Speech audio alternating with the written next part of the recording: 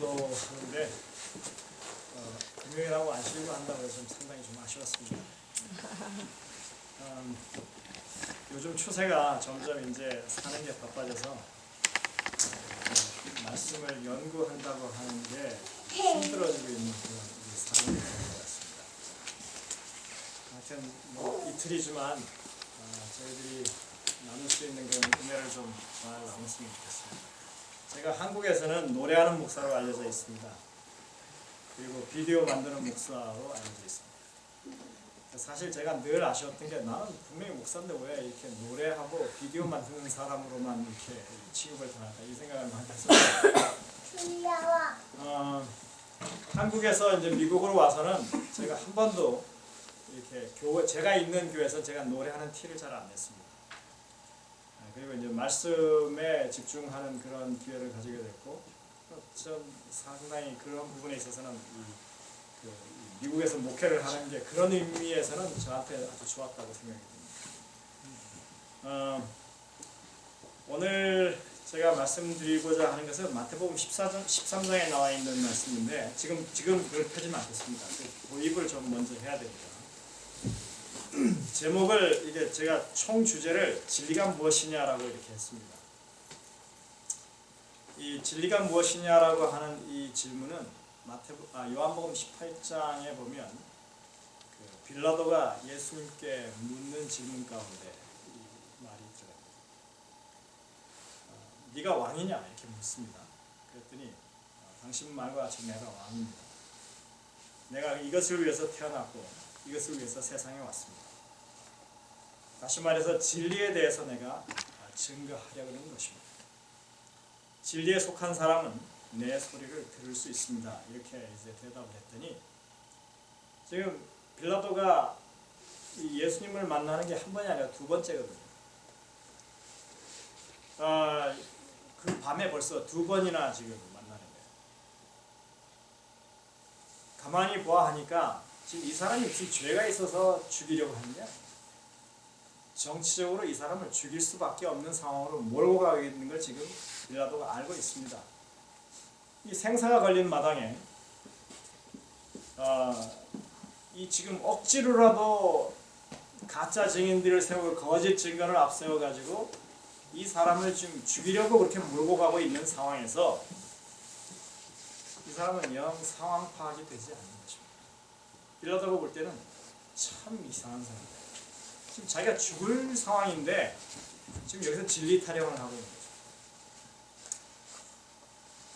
그래서 이 상황에서 그 사람의 생사가 걸린 상황인데 진리가 뭐라고? 이런 얘기예요. 지금 진리가 무엇이냐 하는 게 그게 이 빌라도가 예수님이 알고 있는 진리를 무언가 배우려고 하는 그런 의미에서 진리가 무엇이냐고 묻는 게 아니라 도대체 진리가 뭔데 목숨을 걸어? 이거예요.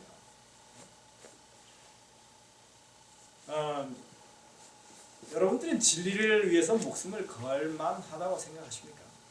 아멘. 네. 그 진리가 뭔지 알아야 사실은 그걸 목숨을 걸지 말지 할 겁니다. 우리는 일반적으로 진리라고 하는 것을 교리로 압니다. 그렇죠? 제1교회의 이 교인이 되면 진리를 받아들였다고 얘기해요.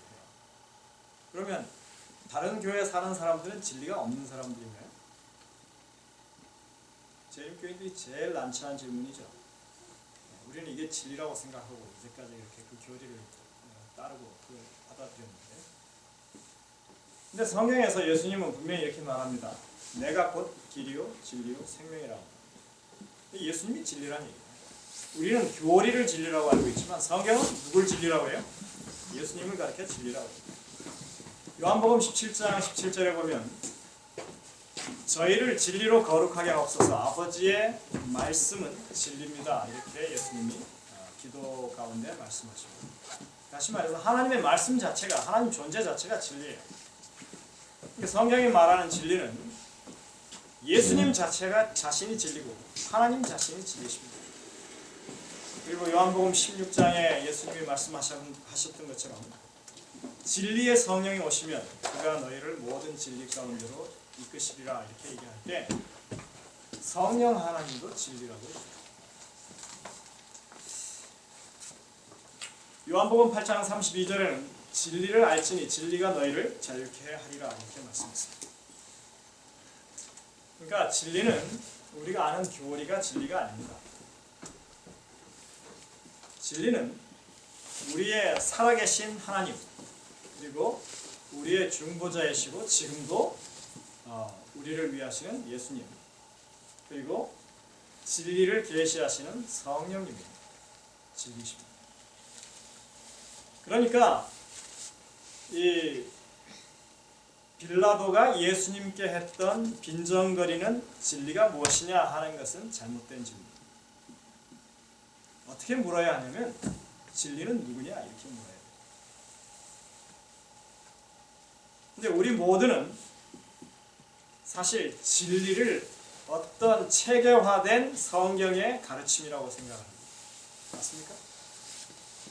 여러분들 이 원칙은 빌라도가 질문한 것과 똑같은 선상에서 지금 가지고 있는 이해입니다. 그러니까 사실 우리는 진리에 대해서 별로 관심이 없어요. 정작 알아야 될 진리는 모르고 그냥 진리를 포장하고 있는 그 논리에 대해서만 여러분들은 진리라고 인정하고 실제 진리는 모르고 사는 것일 수도 있다는 얘기입니다. 그래서 제가 이 진리라고 하는 이 부분이 우리 재림교인들에게 있어서는 특별히 제대로 설명되어지고 이해되어져야 될 부분이라고 저는 생각하는 것입니다. 신약에서는 이 원칙이 절대로 바뀌지 않고 계속 보여집니다. 디모데전서 3장 15절을 보시면 여러분들이 한번 그걸 찾아보셔야 됩니다.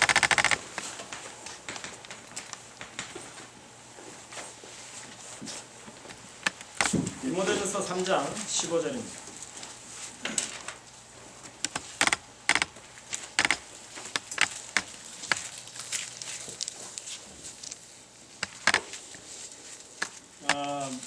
후반이죠. 이 집입니다. 이 집. 집은 뭘 가리킬까요? 예, 집은 교회를 가리킵니다. 이 집은 살아계신 하나님의 교회요 했으니까 맞죠? 집은 분명히 교회를 가리킵니다. 근데 이 교회를 가리켜서 뭐라고 설명을 하냐면 진리의 기둥과 터라고 얘기합니다.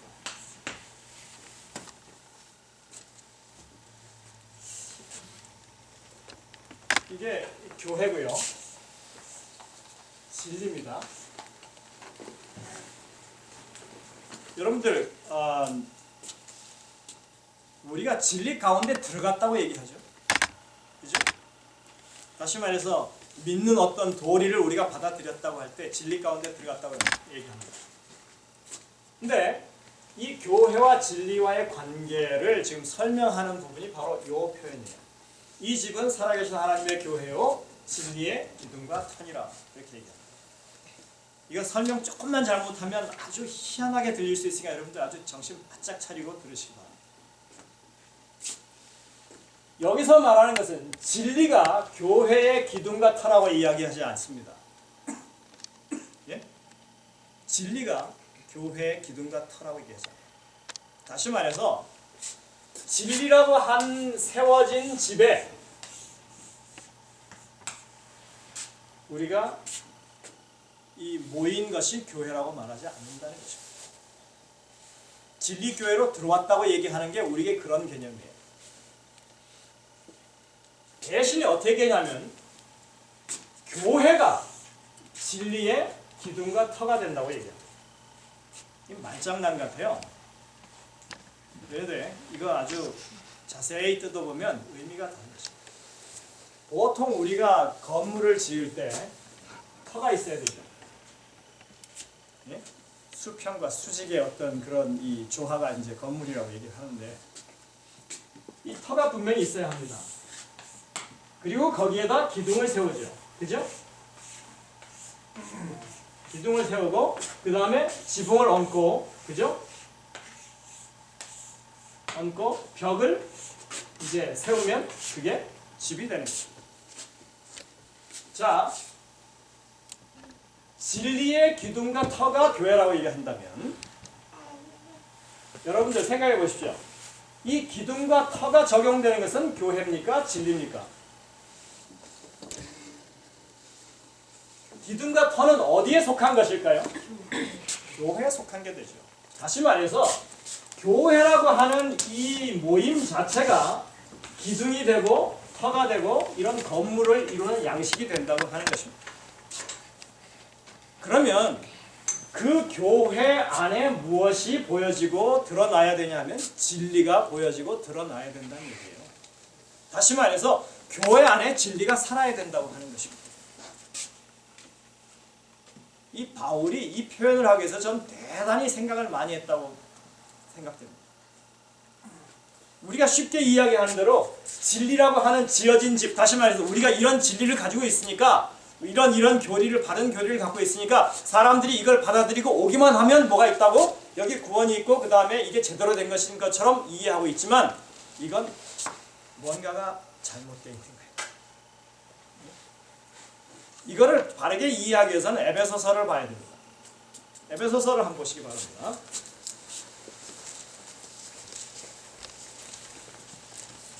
에베소서 2장 20절입니다.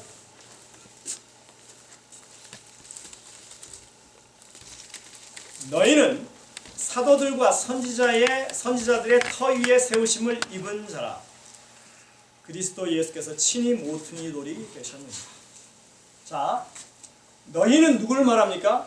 교인들을 말합니다. 에베소 교인들, 그죠? 너희는 사도들과 선지자들의 터 위에, 자, 지금 이 교회가 터가 있죠? 세우심을 입었다고 하는 것은 기둥을 세우고 뭐 이렇게 지었다는 얘기죠. 그러니까 사람들이 비유로 하자면 건물이에요. 예? 그거를 계속 설명합니다. 여기에 이 기초돌은 누가 됐다고요? 예수님이 이 사람들의 모임의 기초돌이 되신 것입니다. 그리고는 뭐라고 설명하냐면 그의 안에서 건물마다 서로 연결하여 주 안에서 성전이 되어 간다.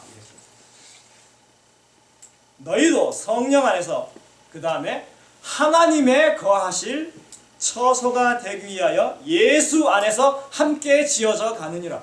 여러분들 제가 아까 설명드렸던 이 진리는 교리가 아니라 이 뭔가 다른 거라고 이 하나님이라고 하는 이 부분에 대해서 여기 지금 설명이 한결같이 똑같은 입장에서 설명하고 있다는 게 느껴지십니까? 네. 하나님을 담는 이 모임이 바로 교회예요. 그래서 교회는 진리이신 하나님을 모실 수 있는 기둥과 터로서 있는 건축물과 같다고 비유하고 있는 것입니다. 이 말씀이 이해되십니까? 네. 자, 그러면 다시 묻습니다. 진리는 교리입니까? 아니면 하나님이십니까? 신약에서는 한결같이 진리는 하나님이라고 말하고 있습니다. 살아계신 하나님이 거하실 이 처소가 곧 사람들의 모임인 교회라 이렇게 말합니다.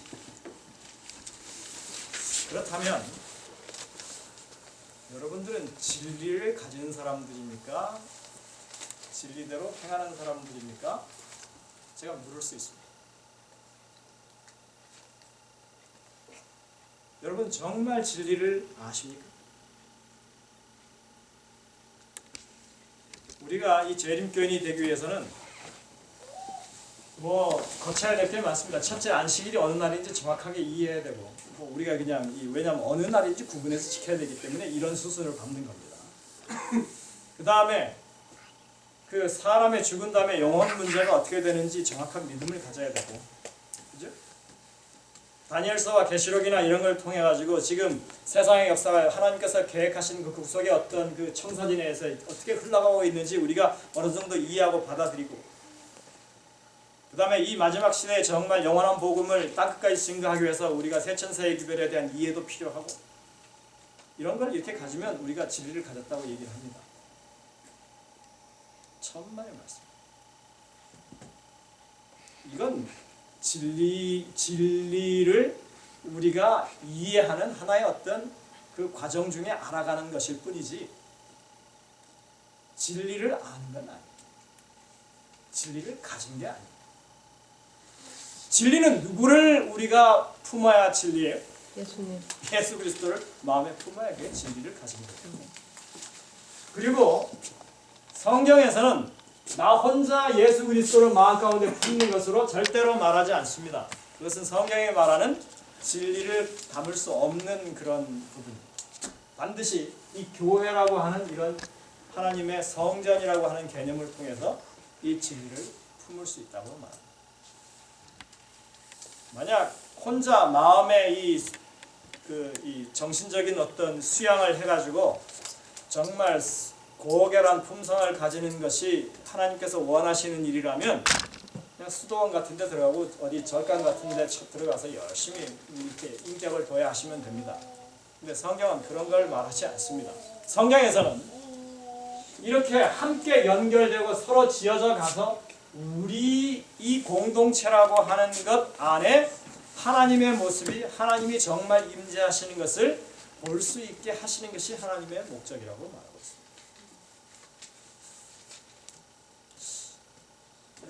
하나님을 우리가 우리 가운데 담기가 어려워요. 담을만 하면 깨어져요. 그리고 뭐 할만하면 또 삐딱하고 이렇게 셉니다. 지금 우리가 살고 있는 이 그 교회 모습이 그렇습니다. 교회가 어떤 곳인지에 대한 이해가 부족하기 때문에 제가 볼 때는 그렇다고 봅니다. 교회는요. 이렇게 네모난 사람, 세모난 사람, 이 별표인 것 같은 사람, 둥그런 사람, 어떤 사람도 다 모여서 이 안에 와 있을 때는 다 연결이 되고 화합이 돼서 하나의 건물로 아주 튼튼하게 연결이 되도록 그 뭔가가 변화가 일어나는 것이 교회입니다. 나하고 다르면 다 틀렸어요. 예. 내가 이제까지 전통적으로 생각하던 거하고 틀리면 저거는 완전히 이 사단의 앞잡이에요. 이런 식의 이해가 교회 안에서 일어나면 이 진리의 기둥과 터로서의 역할은 아무것도 일어나지 않는 것입니다. 우리는 부정을 보기 위해서 부정적인 것을 보기 위해서 교회 오지 않습니다. 교회 오는 것 자체가 하나님께서 우리 각 사람을 어떻게 보시느냐에 대한 긍정적인 생각을 가지고만 이곳에서 공동체 생활을 하라고 부르셨습니다. 그게 교회의 참 모습이고 그게 진리의 본질입니다. 하나님이 우리의 모난 것들만 보시기 시작하면 여러분들 어느 누구도 뭐 저를 비롯해서 어느 누구도 우리는 그 앞에 설 수 없는 사람들입니다. 하나님이 우리를 좋은 점만 보시기 때문에 잘한 것만 보시기 때문에 우리가 지금 여기 있을 수 있는 거죠. 자, 진리 다시 묻습니다. 진리가 안식일을 잘 지키면 진리대로 사는 겁니까? 그러면 전 유대인들이 가장 진리답게 사는 사람들이라고 생각합니다. 그 사람들은 안식일날 심지어 그 이 엘리베이터 버튼도 안 눌러요. 왜? 안식일 거룩하게 지키기 위해서.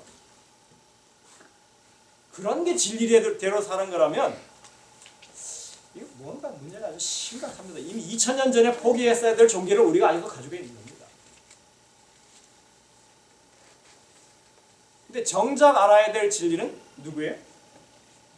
예, 하나님이 어떤 분이신지를 내가 알고 하나님을 내가 모시고 살고 하나님이 말씀하신 대로 내가 그냥 순종하고 따르려고 하는 그것이 정말 우리가 진리대로 사는 것입니다. 그러면 여러분들 어느 누구도 평가할 수 없습니다. 우리가 판단할 수 없습니다. 예수님 하신 말씀이 하나도 틀리지 않아요. 왜? 하나님을 모시고 사는 사람들은 눈에 오직 하나님밖에 안 보여요. 다른 사람은 왜 다른 사람의 이 그 허물이 보입니까? 그럴 수가 없죠.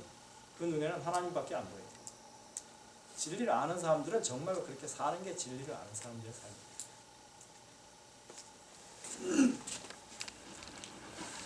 제가 여기 영국 에버딘에 있는 킹스 칼리지 신학부의 교수였던 헨리 스코걸이라고 하는 사람이 있습니다. 그분의 이야기를 잠깐 좀 소개하겠습니다. 이 사람은 17세기 사람입니다. 1650년에 태어나서 1678년에 죽었습니다. 28살에 요절했습니다. 근데 그 사람은 이미 20대 초반에 신학 교수로 아주 명성을 날리는 사람이었습니다. 그 사람이 지은 책 가운데 인간의 영혼 속에 있는 하나님의 생명이라고 하는 책이 있습니다. 아주 적은 분량의 책인데 18세기, 19세기에 엄청난 그 영적인 영향력을 끼친 책으로 알려져 있습니다. 제가 다시 말씀드릴게요. 우리 한국말로는 없습니다. 인간의 영혼 속에 있는 하나님의 생명이라고 하는 그런 책입니다.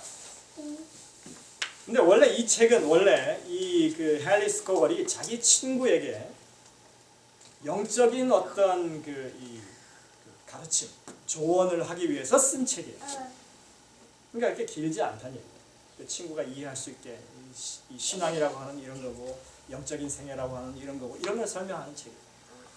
근데 그 시대에서 다시 말해서 17세기에 바라본 기독교 종교의 세계라고 하는 것을 그가 이야기하고 있는데 여러분들 아주 놀라운 것은 그때 이야기나 지금 이야기나 교회 안의 형편은 하나도 바뀌지 않고 똑같다고 하는 것입니다. 자, 제가 이제 얘기합니다. 그가 말하기를 기독교 안에서 진정한 이 신앙의 의미를 알고 있는 사람들이 정말로 적다라고 얘기합니다. 어떤 사람들은 기독교의 본질이 정통 교리에 입각한 개념이나 견해에 있다고 생각한다. 여러분들 오늘날 그런 사람들 많죠? 재림교회도 그 가운데 전 한 부류에 속할 수 있다고 생각합니다. 왜? 성경이 말하는 진리 얼마나 우리가 정교하게 이렇게 연구해서 뽑아놓은 진리네요. 예? 제가 볼 때 재림교회 이 교리는요 어디다 내놔도 성서적으로 하자를 찾기가 어렵습니다. 자, 근데 어떤 사람들은 기독교의 본질이 정통 교리에 입각한 개념이나 견해에 있다고 생각한다. 분명히 맞는 얘기죠. 바른 진리를 가져야 그러니까 바른 이해를 성경에 대한 바른 이해를 가져야 되는 게 맞죠. 그러나 그것이 본질은 아니라고 하는 것입니다. 두 번째 사람들은 종교의 본질이 외적 의무에 있다고 생각한다. 다시 말해서 열심히 교회 출석하고 봉사하고 헌신하고 그냥 줄거니까 아무것도 생각지 않고 무조건 그냥 열심히 그렇게 이 교회 일에 사업에 헌신하면 그것이 충족된다고 생각합니다. 요즘 그런 사람들 많죠. 교회에 아주 그냥 자기 재산을 다 갖다 바치는 사람도 있고 자기의 시간 중에 엄청난 시간을 교회 사업을 해서 드리는 사람들이 있습니다. 물론 필요한 일입니다. 그러나 그것 자체가 본질은 아니라고. 세 번째, 또 어떤 사람들은 기독교의 모든 것은 뜨겁고 열광적인 체험이나 열정적인 헌신과 같은 감정이 있다고 생각한다. 그런 사람들 많죠. 이 방언 안 하면 이건 무슨 신앙의 경험이 없는 거로 생각하는 사람들도 있습니다. 성경에 방언이 어떤 식으로 설명되어 있고 사도 바울이 왜 고린도전서 14장의 방언에 관한 얘기를 그렇게 12장부터 시작해가지고 장황하게 해서 결국 그것을 완곡하게 하지 말라고 하는지 그 이유 앞뒤 문맥도 모르는 사람들입니다. 그런데 지금 이 땅에는요 신앙의 뜨거운 체험만을 찾아가지고 다니는 사람들이 엄청나게 많습니다. 안수기도 받아야 되고 그 다음에 신유 은사가 있어야 되고 방언이 터져야 되고 신앙이 냉랭한 것도 문제가 있지만 신앙이 너무 뜨거운 것도 문제가 있습니다. 하지만 기독교의 본질은 지적인 것도 아니며 외부적으로 드러나는 것도 아니며 감정적인 것도 아니다. 그런 것들과는 전혀 다른 어떤 것이다. 이 17세기에 살았던 이 신학부 20대 약관 20대 중반의 교수가 지금 17세기부터 21세기까지를 다 아우러도 이 틀린 말 하나가 없어요. 신앙세계는 똑같은 것입니다. 사람들이 그제나 저제나 제가 볼 때는 예수님 당시에도 다를 바 없었다고 생각합니다. 그런데 본질적인 것은 전혀 다른 것이라고 얘기합니다. 여기 이렇게 얘기합니다. 헨리 스코걸 교수가 참된 기독교는 영혼이 하나님과 연합되는 것이고 진정으로 신의 성품에 참여하는 것입니다. 하나님의 형상이 영혼에 새겨지는 것이다. 사도는 이것을 가리켜 예수의 흔적이라고 표현한다. 우리가 누구의 흔적을 가져야 된다고? 예수 그리스도의 흔적을 우리가 가져야 된다고 하는 것이 그분의 삶의 형상이 우리 마음에, 우리의 삶에 새겨지고 반영이 되는 것을 말하는 것으로 얘기합니다. 이러한 거듭난 생명의 근간이 되는 것이 믿음이고, 믿음의 국달한 가지들은 하나님께 대한 사랑과 이웃에 대한 사랑, 그리고 순결과 겸손이다. 이러한 거듭남이 없이, 그런 생명이 없이 외적인 의무만을 수행하는 것을 그리스도인의 삶이라고 한다면 그것은 인형을 가리켜서 마치 살아있는 사람이라 하는 것과 조금도 다를 바 없다. 17세기에 20대 중반의 교수가 한 이야기가 지금도 똑같이 적용되고 우리가 아직도 그 본질을 이해하지 못한 상황을 정확하게 꼬집고 있습니다. 마치 사랑도 없이 억지로 결혼하는 것처럼 억지로 인공적인 종교를 만들어 놓는 것이다. 여러분들 이 책이 1734년에 찰스 웨슬리가 옥스퍼드에서 그 조지 휘필드라고 하는 사람에게 빌려줬던 책입니다. 그 찰스 웨슬리는 누구예요? 요한 웨슬리와 함께 영국의 이 18세기의 종교 부흥을 일으켰다. 그래서 감리교를 창시하게 됐다. 그 장군입니다. 근데 조지 휘필드라고 하는 사람은 또 아주 유명한 전도 부흥 강사예요. 근데 이 사람들이 다 누구의 책을 읽었어요?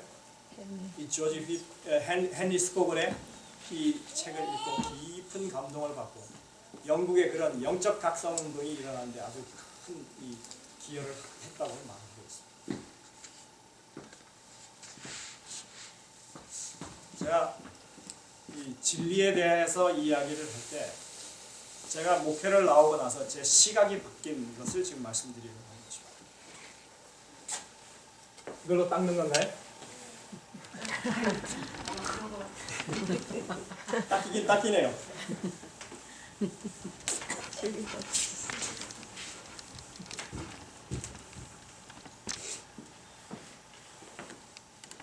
마태복음 13장에는 8개의 천국의 비유가 나옵니다.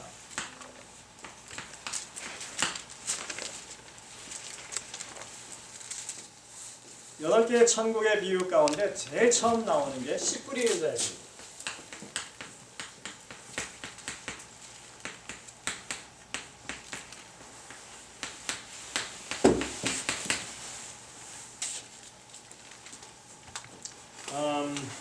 사실 이 씨 뿌리는 자의 비유를 포함해서 8개의 천국에 관한 비유를 마태가 의도적으로 그 가운데 몰아놨다고 생각합니다. 이게 여러 가지 비유들이 나오는데 가라지 비유도 나오고 여러 가지 비유가 나오는데 8개의 비유가 다 한꺼번에 13장에 모여져 있어요. 근데 보면 뭐 예수님이 장소를 옮긴 것도 다른 데서 찾아볼 수 있고 또 홀로 계실 때 말씀하신 것도 있고 이러면서 여러 가지 이렇게 상황이 다른데 그것을 마태는 마치 한 곳에서 얘기한 것처럼 다 거기다 13장에서 모아놨어요. 이 신학을 그러니까 특별히 마태복음을 연구하는 사람들 가운데 이 문학적인 어떤 구성을 통해서 우리가 왜 국어를 공부할 때 문단 나누기 하죠. 그래서 서론이 있고 그 다음에 뭐 이렇게 해서 쭉쭉 이렇게 단락을 구분해 갖고 이렇게 할 때 이 문장을 구분해 가지고 하나의 어떤 큰 흐름을 볼 수 있게 하는 그런 일들을 신학자들도 합니다. 근데 그런 연구를 하는 사람 가운데 어떤 한 사람이 이 마태복음 13장을 어떻게 이해를 했냐면 제가 여러분들에게 보여드릴 수는 없지만 이게 마태복음은 서술적인 어떤 내용, 다시 말해서 설명을 하는 내용과 그 다음에 예수님의 설교와 이어지는 그런 것이 계속 반복이 됩니다. 다시 말해서 1장부터 4장까지는 서술형이에요. 그래서 예수님의 탄생과 그 다음에 이 시작, 사역의 시작에 관한 얘기가 나와요. 그 다음에 5장부터 7장까지 여러분들이 잘 아시는 산상설교가 나오죠. 예, 이렇게 내레이티브하고 설문이 계속 반복되는 형태로 구성되어 있는 것이 바로 이 마태복음이라고 됩니다. 실제로 보면 그렇게 되어 있어요. 그러니까 마태가 그 예수님의 행적을 사람들에게 소개할 때 이런 서술적인 방법과 예수님의 설교를 계속 반복해가면서 모아놓은 거예요. 시간의 흐름을 어느 정도 쫓아가지고. 근데 이 13장은 설문에 속합니다. 이 설교에 속하고, 이 시작하는 부분과 마지막 부분과 그 다음에 이 이제 설문과 그 다음에 이런 저희가 비슷하게 나오는데, 총 제가 보면 2, 4, 5, 11개 단락으로 나눠지는데 제일 가운데가 13장이에요. 13장이 딱 설문으로 되어 있어요. 그래서 뭐가 다 모여 있어요? 천국에 대한 비유가 거기 다 모여 있어요. 다시 말해서 마태가 예수님의 그 가르침, 예수님의 행적을 사람들에게 소개하려고 할 때 이 13장의 예수님의 이 천국에 대한 비유가 상당히 중요하다고 하는 것을 여기에 이렇게 모아놔서 배치를 시켜놨다고 하는 것입니다. 이제 이거는 히브리 문학을 좀 아는 사람들이면 이거는 쉽게 받아들일 수 있는 사실입니다. 제가 예를 하나만 들어볼까요? 이런 구성을, 이게 처음과 중간 이런 식으로 이 진행이 이렇게 쭉 1장부터 4장, 5장부터 7장 이렇게 가는데, 여기 마지막에는 보면 23장부터 26장부터 28장 이렇게 되는데, 요게 거의 비슷하게 그 단락들이 다 이렇게 짝을 이루고 내용들이 비슷하게 이렇게 서로 맞은편에 배치되어 있어요. 이걸 제가 왜 이렇게 잘 아냐면요, 제가 이 논문을 썼거든요. 제가 이 논문 써가지고 아주 이렇게 정말 이 분야에 대해서는 제 나름대로 그냥 나름대로 식견이 생긴 사람이기 때문에 제가 이 말씀을 드립니다. 예를 하나만 들겠습니다. 마태복음 7장 6절 한번 보십시오. 시간이 많이 가네요. 마태복음 7장 6절에 보면 거룩한 것을 개에게 주지 말며 그랬습니다. 개에게 주지 말며. 그 다음에 뭐죠? 너희 진주를 돼지 앞에 던지지 말라. 그것들이 저희가 그것을 발로 밟고 그 다음에 돌이켜 너희를 찢어 상할까.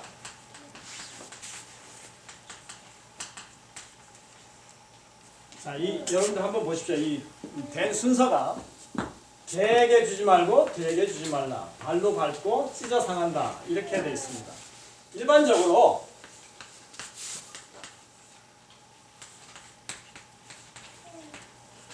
이런 식의 배치를 합니다. 앞에 하고 뒤에 얘기했으면 또 그것을 비슷한 것을 또 앞에 얘기하고 뒤에 얘기했는데, 이거는 반대로 되어 있어요. A하고 B가 있으면 B를 먼저 얘기하고 A를 나중에 얘기하는 겁니다. 이런 케이스입니다.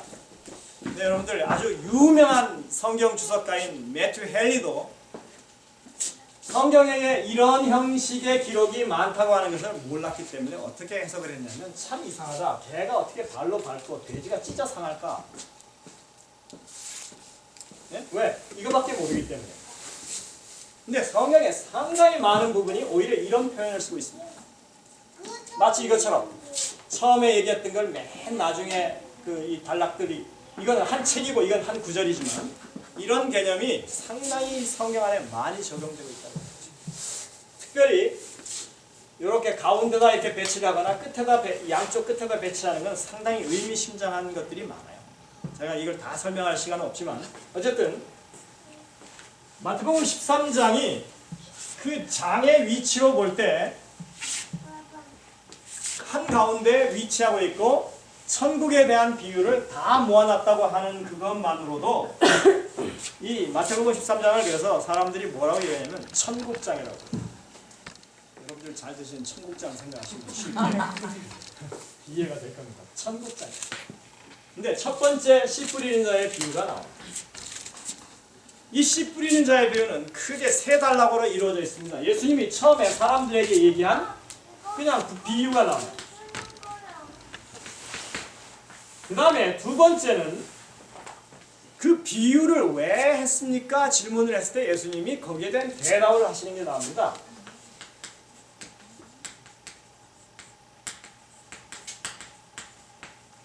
대답을 하십니다. 그 다음에 다시 한번 비유를 다시 설명하십니다.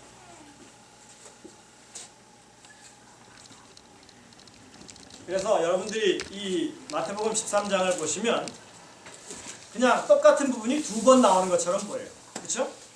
처음에 1절부터 9절까지 이렇게 뭐 길가에 떨어지고 돌밭에 떨어지고 그 다음에 가시떨기 위에 떨어지고 좋은 땅에 떨어졌다. 예? 좋은 땅에 떨어진 것은 100배, 60배, 30배의 결실을 맺었다.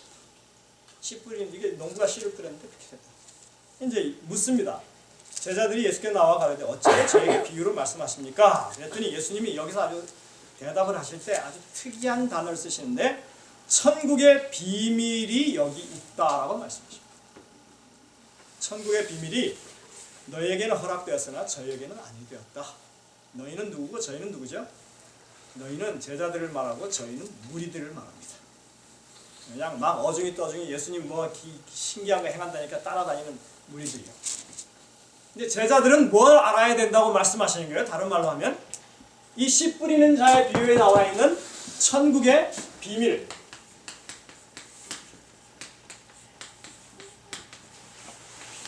이거를 누가 알아야 된다고? 제자들은 알아야 된다 이거예요. 여러분들 이 씨 뿌린 자의 비유에 나와 있는 천국의 비밀이 뭡니까? 예?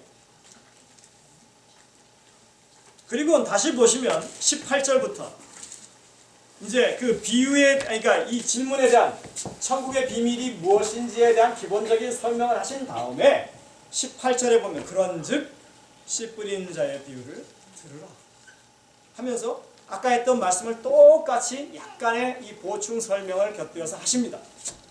그러니까 이 비유는 여전히 같은 비유이지만 이 가운데 지금 뭐가 주어져 있냐면요. 열쇠가 주어져 있어요.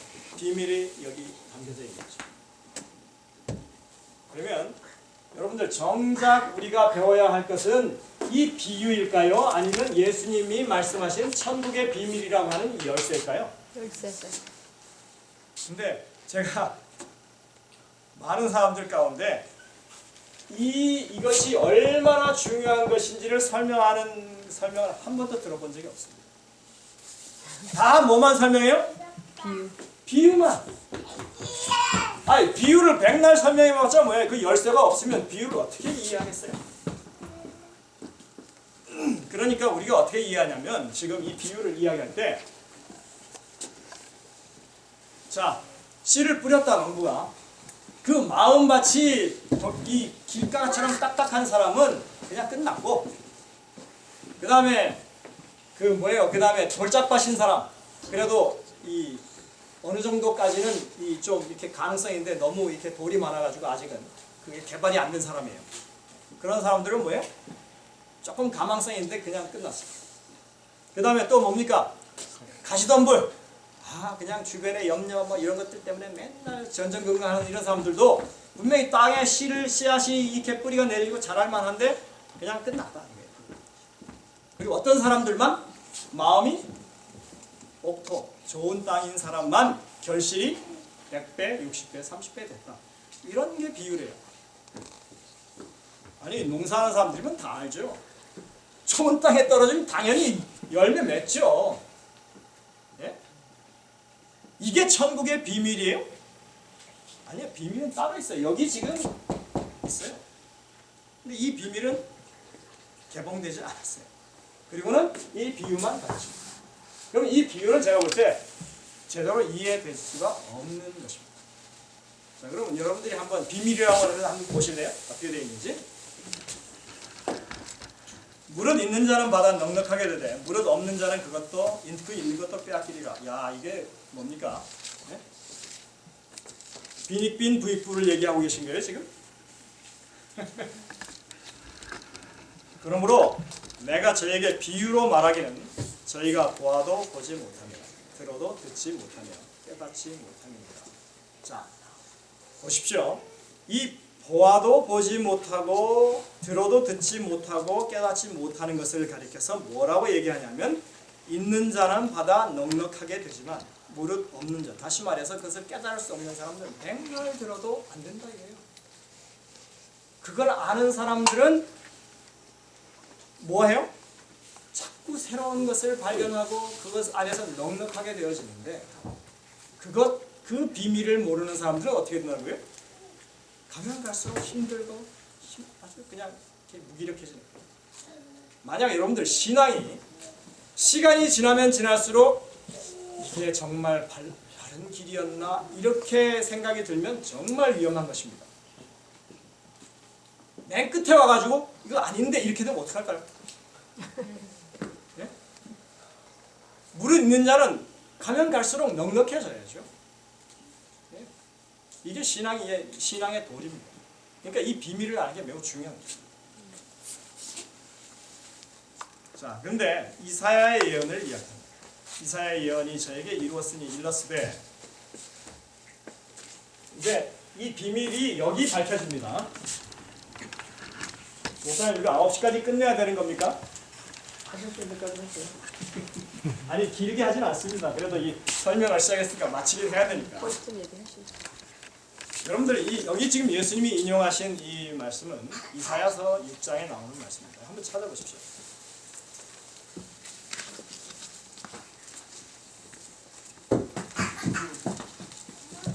이사야서 6장 9절부터 이사야서 6장 9절부터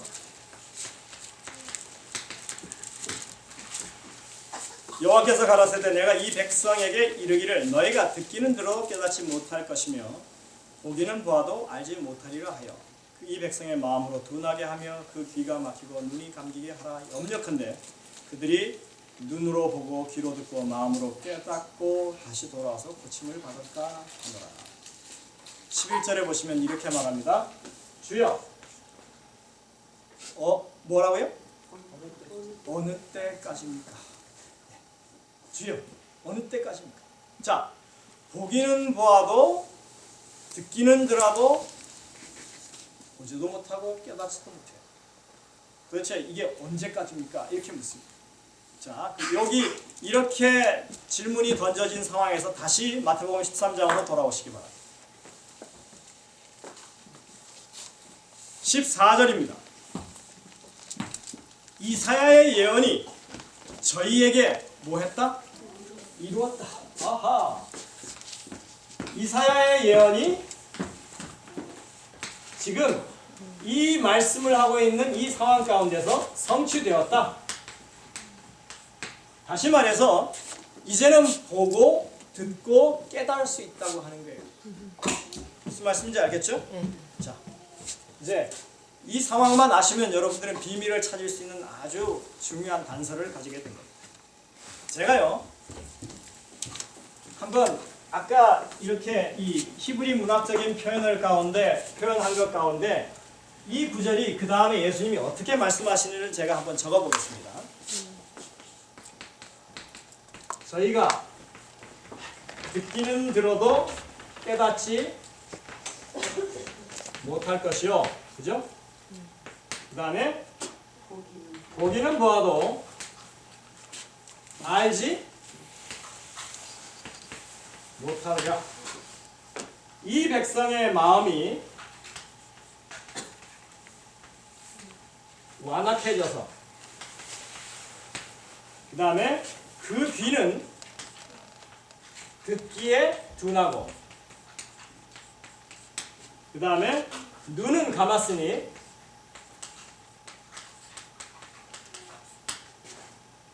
이는 눈으로 보고 여기 보니까 눈으로 보고 귀로 듣고 그 다음에 마음으로 깨달아.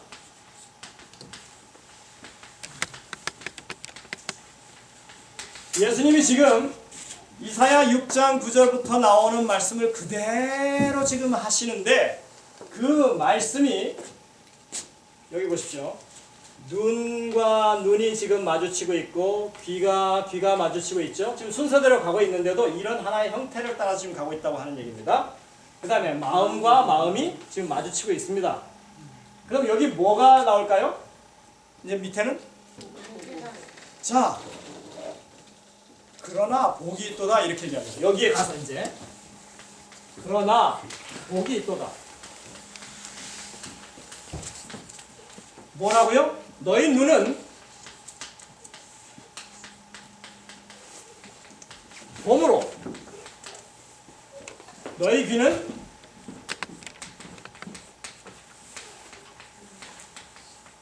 들음으로. 자, 이제 보는 것과 보는 것이 그대로, 그죠? 나왔죠? 그 다음에 듣는 것과 너희 귀가 들음으로 나왔죠? 자, 예수님이 아까 뭐라고 했습니까? 이사야의 예언이 저희에게 뭐했다? 이루어졌다. 성취되었다 그랬어요. 자, 여러분들 여기까지는 이사야 6장 9절부터 10절에 있는 말씀을 그대로 인용한 말씀입니다. 그 내용이 거의 말 그대로 통합니다. 예수님이 이 부분은 본인이 하신 말씀입니다. 언제까지입니까? 그랬는데 예수님이 이사야 6장 9절부터 10절에 있는 말씀을 인용하시면서 이 부분은 예수님이 붙이신 구절이에요. 옛날에 했던 이 구약의 성경을 신약에서 인용할 때요, 이렇게 거꾸로 인용하거나 그 다음에 이렇게 좀 이런 형식의 이 문학적인 표현을 써서 하는 경우가 상당히 많습니다. 제가 예를 들자면 엄청나게 많이 들 수 있는데 시간이 없으니까 예수님이 여기에다가 부연구를 붙여서 말씀하시기를 이제 이사야 예언이 성취되었다. 이해하시겠습니까 지금? 네. 이 상황이? 네. 자, 그런데 너희는 복이 있다. 너희 눈은 보고 너희 귀는 듣기 때문이다. 지금 이제 예수님이 제자들을 이렇게 앉혀놓고 비유로 왜 하십니까? 그랬더니 이 천국 비밀을 너희가 알아야 되기 때문에 내가 비유를 한다. 얘기하시면서 근데 너희는 지금 복이 있어. 왜? 너희는 지금 눈으로 보고 있고 귀로 듣고 있기 때문에 그래. 그 뒤를 보십시오. 그러나 16절이죠. 그러나 너희 눈은 봄으로 너희 귀는 들음으로 복이 있도다. 이렇게 했습니다.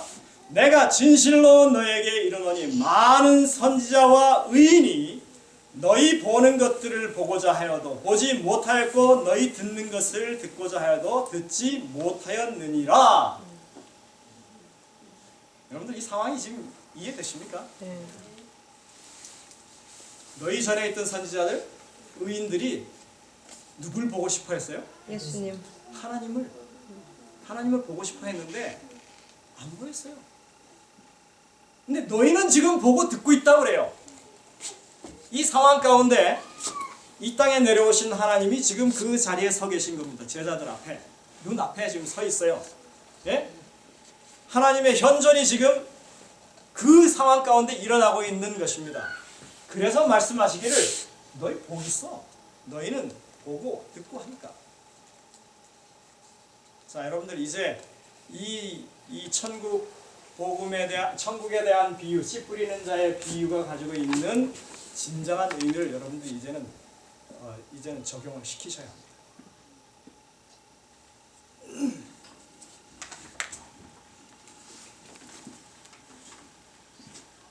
많은 사람들이 하나님 보기를 원하고 하나님의 음성 듣기를 원합니다.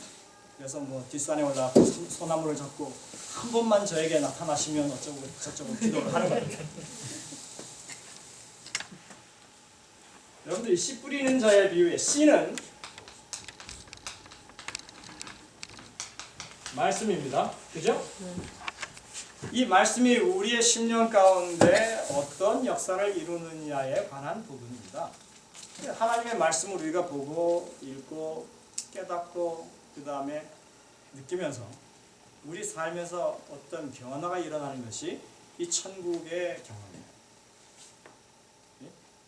그래서 이 자라서 열매가 맺히고 추수하게 되면 60배, 100배, 60배, 30배 뭐 이런 그 결실이 맺힌다고 얘기하는 거잖아요. 그러면 이 말씀을 통해서 우리가 도대체 어떻게 그런 변화가 일어나느냐? 예수님은 이렇게 얘기해요.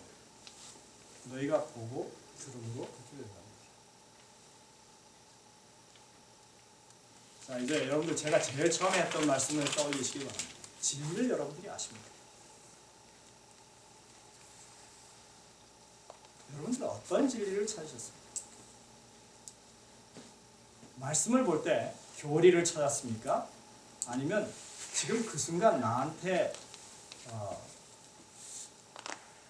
자신을 드러내놓고 말씀하시는 예수 그리스도의 음성을 듣고 그분의 모습을 봤습니다. 이 차이예요. 많은 사람들이 성경을 백독하고 어쩌고 하지만 성경을 지식으로 아는 것으로 내가 얼마만큼 읽었다라고 하는 것으로 대했는지 모르겠어요. 제가 비유를 줄 때 이렇게 합니다. 제가 제 와이프에 대해서 책을 쓸 수 있습니다.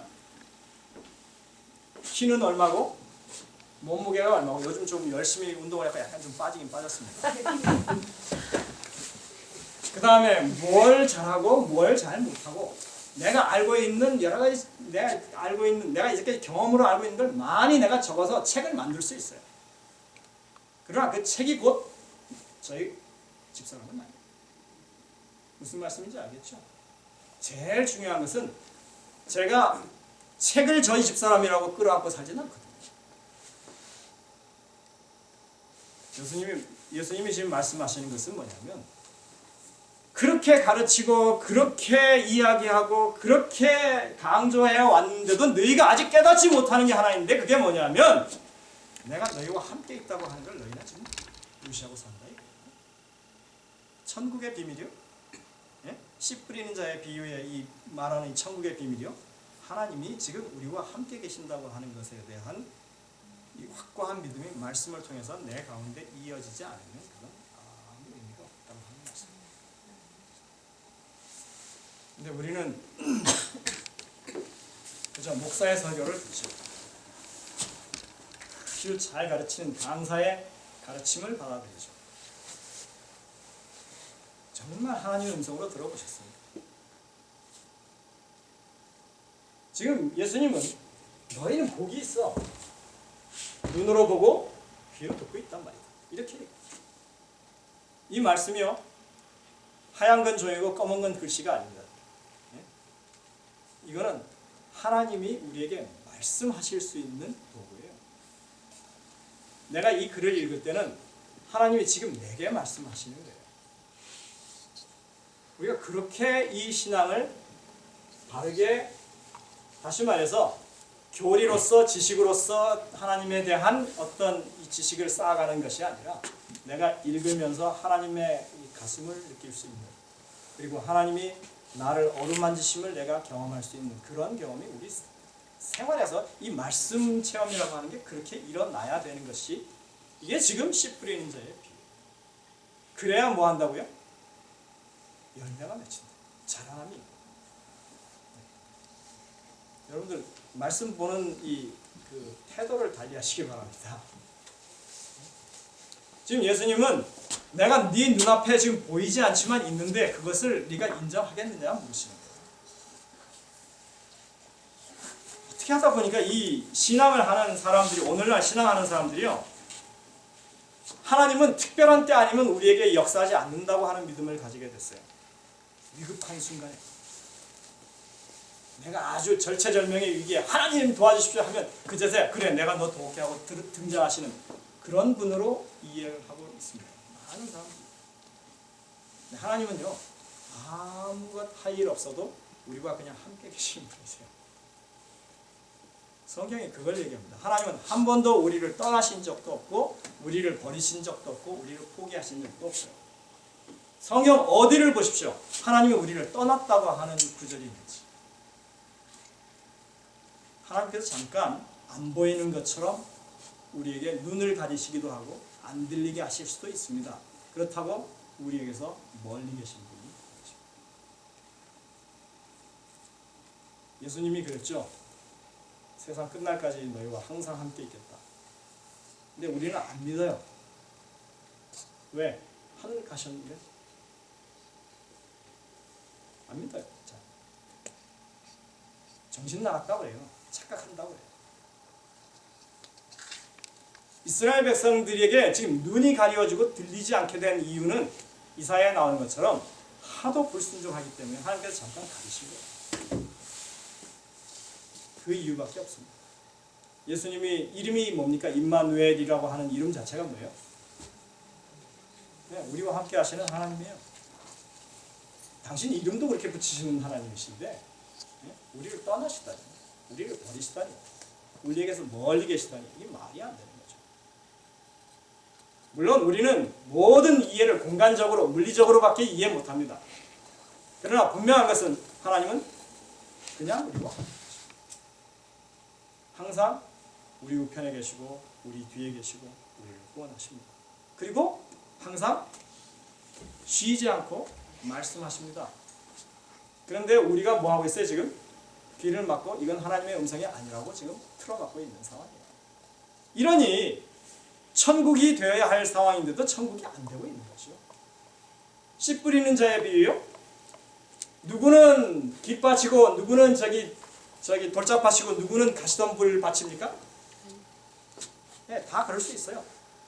그럼 누구는 옥토일까요? 누구는 옥토일까요?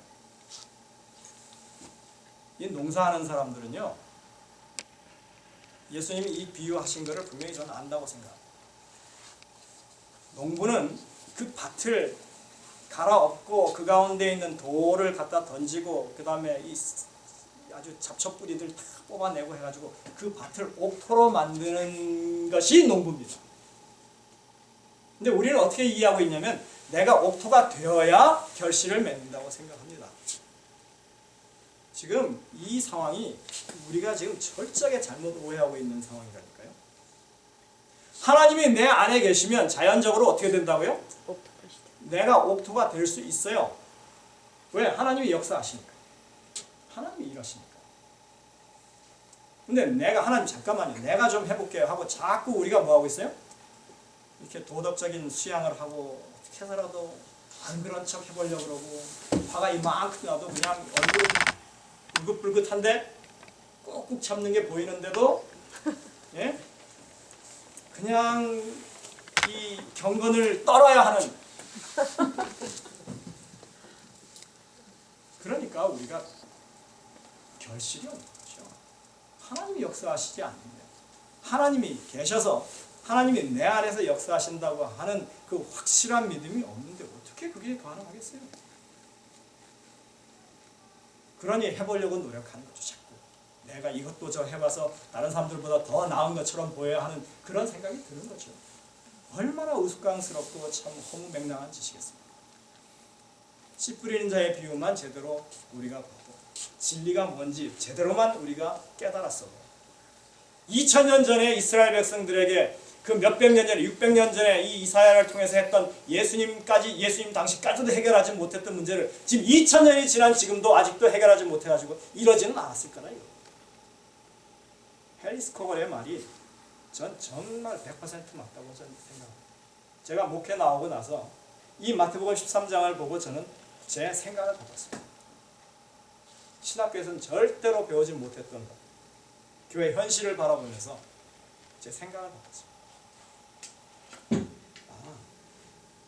내가 하는 것이 아니구나. 내가 내 인격을 바꾸는 게 아니고 내가 내 어떤 능력을 발휘해서 할 수 있는 게 아니구나. 하나님이 하시죠. 네? 하나님을 가까이 모시고 하나님의 임재를 내가 인정하고 내가 받아들이고 그래서 이 니고데모에게 얘기하실 때 성령으로 난 사람 그렇다 그래요. 바람이 임의로 불면 어디로 와서 어디로 가는지 알지 못하는 것처럼 이렇게 얘기하셨어요. 성령이 그 가운데 역사하는 사람도 그렇다고 했거든요. 근데 우리는 자꾸 공식을 만들어 갑니다. 요거 한 다음에 요걸 해야 되고 요거 한 다음에 요걸 해야 되기 때문에 이렇게 하다 보면 내 순서가 100% 이룰 거라고 생각을 하고 살아갑니다. 1000년을 해보십시오. 절대로 그런 일은 일어나지 않습니다. 그러니까 아싸리 여러분들이 포기하시고 성경이 제시하는 하나님의 이 복음의 도대로 살아가시는 게 가장 현명하고 중요합니다. 다시 한번 여러분께 질문합니다. 진리를 여러분들이 아십니까? 진리이신 하나님을 여러분들이 정말로 아십니까? 이제까지 여러분들이 평생 한순간도 떨어지지 않고 여러분 곁에서 여러분과 함께 하신 그 하나님을 여러분들이 아십니까? 분명히 저한테 계속 말씀하시고 깨우치셨을 텐데 여러분들이 얼마나 들으셨습니까? 여전히 우리는 진리가 뭐냐? 이렇게 묻겠습니까? 아니요. 우리는 이제 태도를 바꿔요. 정말 진리이신 하나님을 내가 겸손하게 인정하고 그분의 말씀에 나와 있는 그 의미를 분명하게 살펴서 하나님이 이 땅에 하나님의 나라를 확장하시는 그 일이 어떤 것인지에 대해서 분명하게 깨닫고 아까 진리의 기둥과 터가 교회라고 했는데 그죠? 우리의 현재 사는 그 하나님을 모시는 모습이 결국 우리의 공동체 가운데 반영이 될 때 우리가 하나님의 뜻대로 살아가는 그것이 사람들이 볼 때는 야 정말 하나님이 함께하는 백성이네 저런 데라면